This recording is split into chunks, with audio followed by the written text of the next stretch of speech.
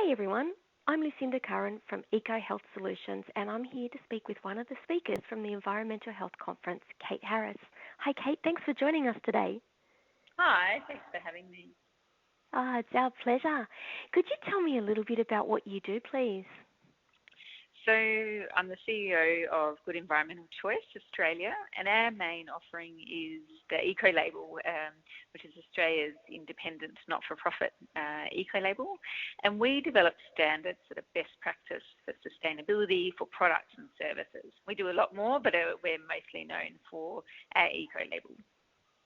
Yeah, so we're very much also driven by safety and also social considerations. But it's making sure that the health and safety of whether it's from extraction or the use or the end use and the recycling, that everyone who touches and interacts with that product is considered along the whole life cycle analysis.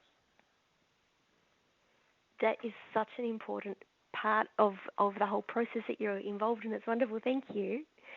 So could you tell us too, so everyone's aware, what piqued your interest in environmental health?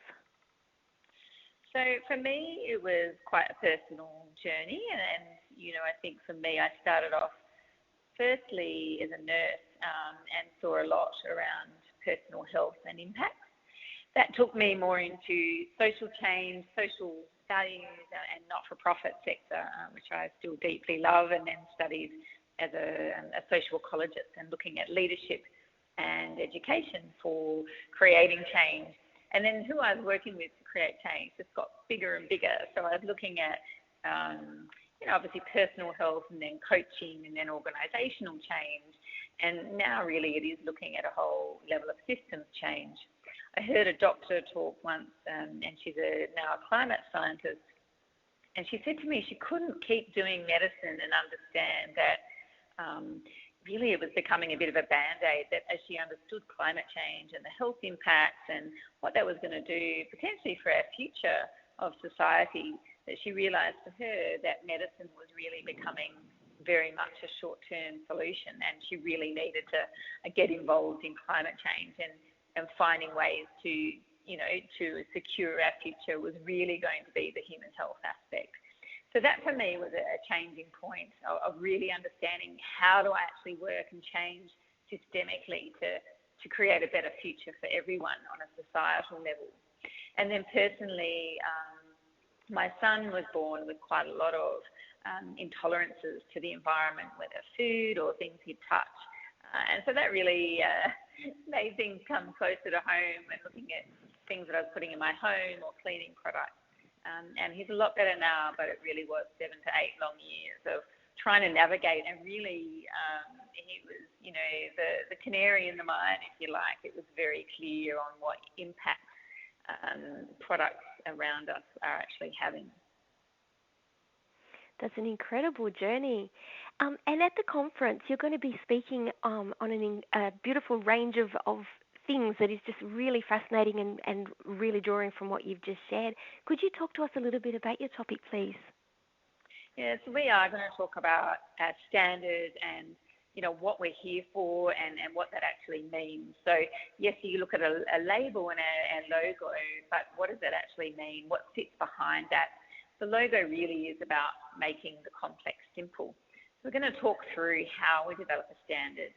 We're actually following an approach called an ISO 14024, which sounds very complex. But again, what that means is United Nations Environment see this as the most efficient and effective way to develop a standard and label a product that is actually good for the environment, good for people, good for planet.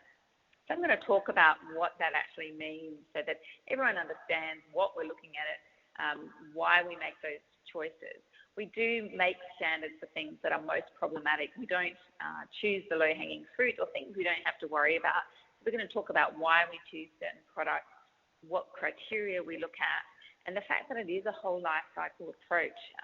So going from extraction, looking at materiality, social responsibilities, but also then through to the distribution, the recycling, the packaging, looking at environmental, social and health aspects across the whole way. So it's really from, the source of the material right through to end of life.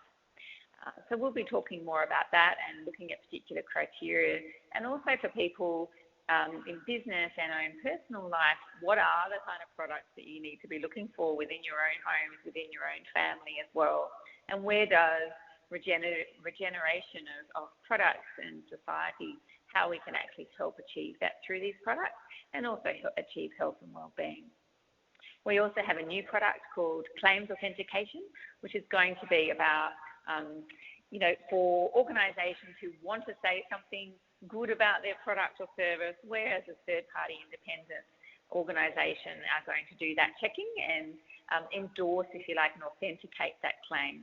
We know greenwash is a huge problem, and it's really confusing and actually not fair in the marketplace. Nobody knows you can stick a green leaf on anything and people think that it's actually good for the environment, and there's so much misleading, so many labels, and so we're really working towards authenticating people's claims to become that trusted body so that people consuming can know and trust what they're sourcing.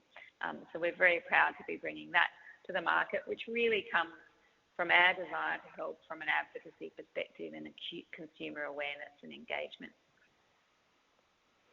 That is incredible, Kate. I'm really excited to hear from you. Look, it's so important. I mean, we do know that greenwash is right. And, I guess the challenge, I have the luxury of working with manufacturers, our licensees who are committed to doing the right thing. And whether that's through a market and people knowing that they want to buy something good, or whether it's because it's their whole value of their organisation. But I also know that there's plenty out there that don't want to, and really it is about, cost and profit and, at the expense of human health or even our planetary health.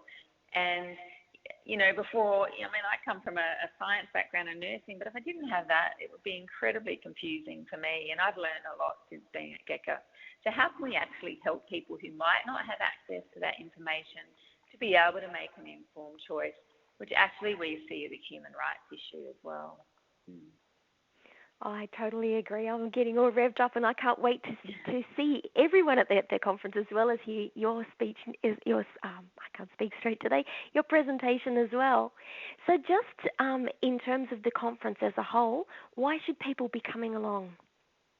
Look, this is such a great opportunity for people to come and understand and to learn and know what to do. It is empowering and enabling people to be able to make those choices themselves.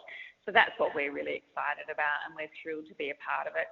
This is very dear to our heart. We know and see the challenges that people go through to make those decisions, and so we are wanting to make it easier. And this is a conference that they can come to get some of those answers and know those next steps, which is really important in that journey. Fantastic. Kate, thank you so much for your time today, and also thank you in advance for your time at the conference. I know it's going to be just so exciting and such an informative session. Thank you so much.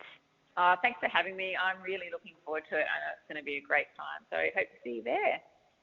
Absolutely. And everybody else, if you'd like to get your tickets, you can head along now. The link is just down below, and we'll look forward to seeing you there.